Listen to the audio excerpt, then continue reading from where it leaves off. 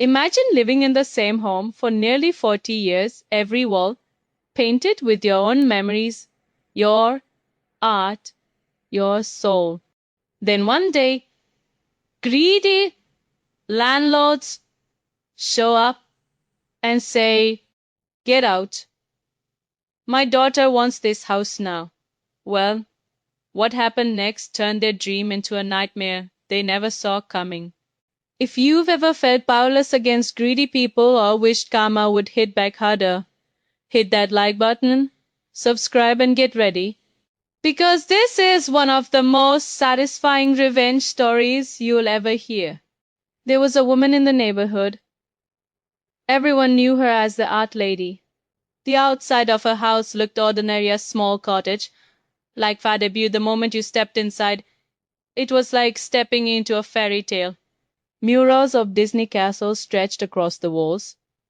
Forests filled with painted deer and owls watched you as you walked by.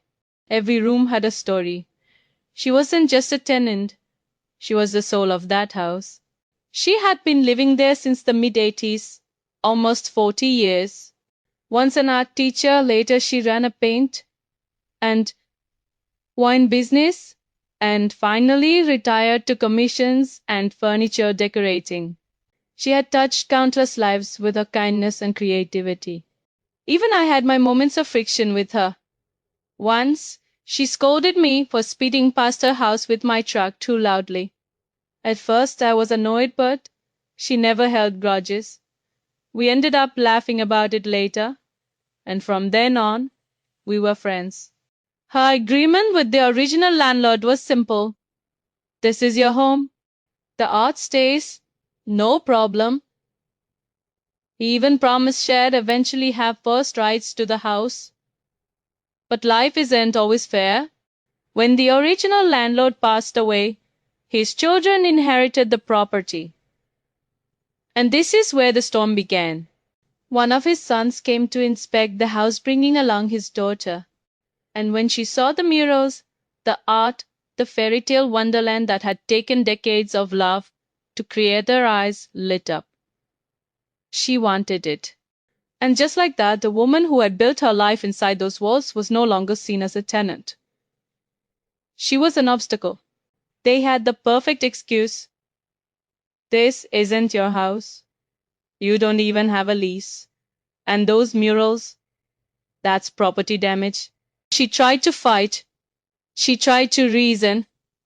But without paperwork, what could she do? Imagine watching your whole world collapse. Not because of anything you did wrong, but because someone else decided your life looked prettier in their hands. She was devastated. But here is where fate threw her a lifeline. At the very last minute, she found another property. A house in another state is one even better. A full art studio on the first floor. A place she could truly turn into her forever home. The neighbors, your friends, rallied around her. One of them, a skilled painter, offered her help. "Let me restore the house to boring standards." "Trust me," she agreed. And so began a silent revenge plan that no one, least of all the greedy landlords, could ever predict. The first week, we moved her furniture into storage. She temporarily stayed at a friend's guest house rent. Free in one condition, she painted a mural on his living room wall. A fair trade. By the second week, the real fun began. Every single mural, every hand painted memory was sanded down. Decades of artistry wiped away with sanders until the walls looked like blotchy, chaotic ghosts. Then came the sprayers, industrial grade. They blasted coat after coat of dead white primer across every surface.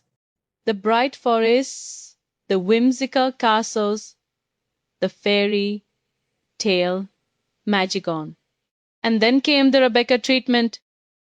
See, in our town, Rebecca houses meant one thing: those soul-crushing cookie cutter homes flippers always churn out. White semi, gloss walls, depressing grey trims, the exact same dull palette in every single room. The beautiful murals, gone. The warm wood paneling, gone. Switch covers, cabinets, even counter smothered in the same lifeless shade of grey. It wasn't just a house anymore, it was a corpse. And outside, that magical cottage fad that gave the house its storybook charm ripped off. The landscaping, bulldozed, bushes gone, replaced by gravel, sand, and a single lonely boulder. By the time it was done, the house didn't look like hers anymore. It didn't even look like a home. It looked dead. Weeks later, I was walking by and noticed something odd. The house, now plain, sterile, lifeless, still sat empty. I asked another neighbor, "Hey, didn't someone move in?" He shrugged. "We saw hers last week. But they weren't unloading, they left. Haven't seen anyone since." And that's when it hit me.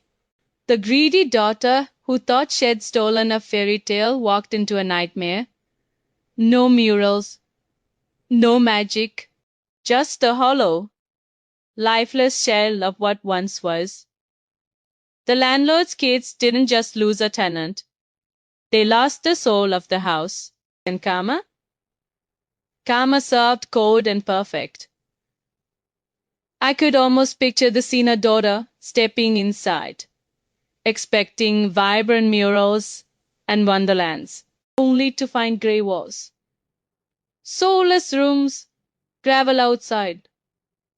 The look on her face must have been priceless. She didn't get the dream house she wanted.